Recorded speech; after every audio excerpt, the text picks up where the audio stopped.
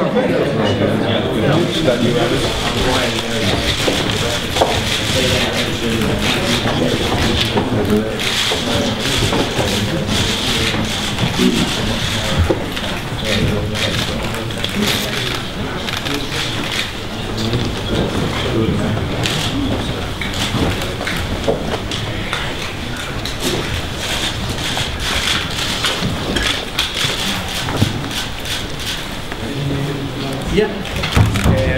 afternoon, ladies and gentlemen.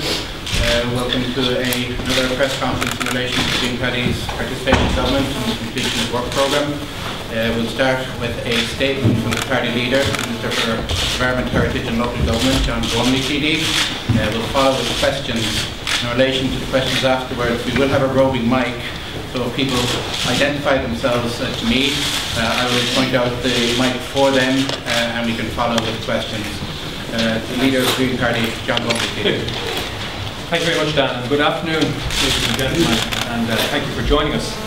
On November 22nd last, we said that an election should be held early this year because of the events surrounding the IMF bailout. On that occasion, we identified 4 key priorities which needed to be addressed before this election could take place. These were concluding financial arrangements with the EU and IMF, producing a 4-year economic plan, passing Budget 2011, and passing the Finance Act to give effect to that date. Today, 3 of these 4 objectives have been completed. We believe it is possible to complete the Finance Bill quickly before going to a general election. We believe that this election is absolutely necessary. The Irish people have begun to lose confidence in politics and in the political process. They have watched aghast the conduct in Dáil Éireann of political parties. The Irish people expect and deserve better. For a very long time, we in the Green Party have stood back in the hope that Fianna Fáil would resolve persistent doubts about their party leadership. A definitive resolution of this has not yet been possible, and our patience has reached an end. Because of these continuing doubts, the lack of communication, and the breakdown in trust, we have decided that we can no longer continue in government. We will remain true to our promise to support the Finance Bill from the opposition benches, with the promised cooperation of the opposition parties. Yesterday, my colleague Eamon Ryan initiated contact with the main opposition party in this regard, and they have undertaken to facilitate the passage of the Finance Bill. I understand that similar undertakings have now been given by other opposition parties. We also hope that the Fianna Fáil party will make every effort to fast-track this legislation. It has been a very rare privilege to serve in government. It would, of course, have been preferable if our time in government had not coincided with the worst economic downturn in our nation's history. It has meant having to take the most difficult decisions that any party could have faced. We did so because it was the right thing to do. I'm proud of our many achievements in the areas of planning, renewable energy, energy standards of buildings, water conservation, and other environmental areas. I'm proud that we gave rights to gay couples through civil partnership, and that we persisted in our belief that education and the arts should be protected. These 2 areas are absolutely vital for our economic recovery. I regret, obviously, that we did not have more time to complete our other legislation, which is very well advanced. I would like to thank our party members for their steadfast and loyal support in the face of unprecedented challenges. I'd like to thank our hard-working staff and our families who had to endure the pressures that go with being in government. Our record is one of responsibility, reform, steadfastness and creativity. And these are the very characteristics that will enable this country to get back on a path of sustainable recovery underpinned by a very different set of values. Thank you very much. Dan? First question, David Collar, RTE. John, David McCullough from RTE.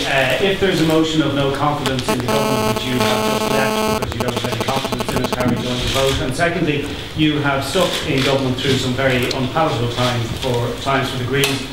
What has changed to make you finally take a step in the government?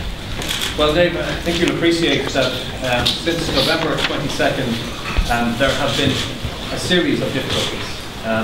First of all, and I think Micheál Martin referred to it as a watershed moment, and it certainly was from our point of view. And that was the point where we had lost confidence really in government, because the way that was communicated, I felt at the time, and I said at the time, really left a lot to be desired, because people felt misled and they really did feel betrayed. But we felt that we had a duty to stay in government, to actually pass the budget and the other major issues that I've referred to, and of course the final chapter in that being the finance. Lately we've had other difficulties that have been well documented by yourselves in relation to, again, a lack of communications, the fact that we were not informed about meetings with bankers, etc. The fact then that we've had, again, communication problems from the Taoiseach, and that we were left really in the lurch in relation to the promotions issue, and the ongoing saga in relation to the Fianna Fáil leadership, which is a total distraction from government. And this has to be resolved. It has not been resolved. And unfortunately, I think very many people now feel that we need an election. That has always been our view, and that's why we are going to have that election. Councillor Mr. Gormley, Porrick Albert, News Talk Radio. Firstly, you talked about communications breakdown. Did you inform your Fianna Fáil colleagues in the immediate minutes before this announcement what you were going to announce? And secondly, how quickly do you believe that the Finance Act can actually be passed? There's been speculation from the opposition it can be done by Friday. Is it your belief that is the case?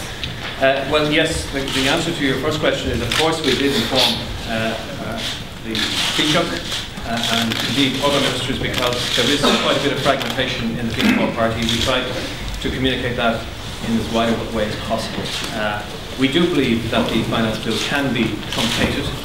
We are looking now for the cooperation, and we say this sincerely, we need some cooperation from the opposition parties to ensure that this finance bill can pass.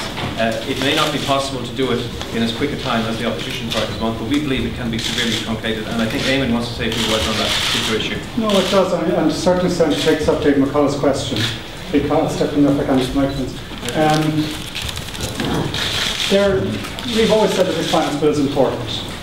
And because, as much as anything else, it gives a bit of economic certainty, stability, it helps any new administration to start on the key task of getting jobs created, of getting public service reform, rather than starting the whole budget process again. That's why we need it. One of the encouraging signs is that yesterday, following initial contacts from ourselves, we've seen opposition parties, Fine Gael, followed by other opposition parties, as John's saying, that they will be willing to be flexible, to look and see how could we get this finance bill through.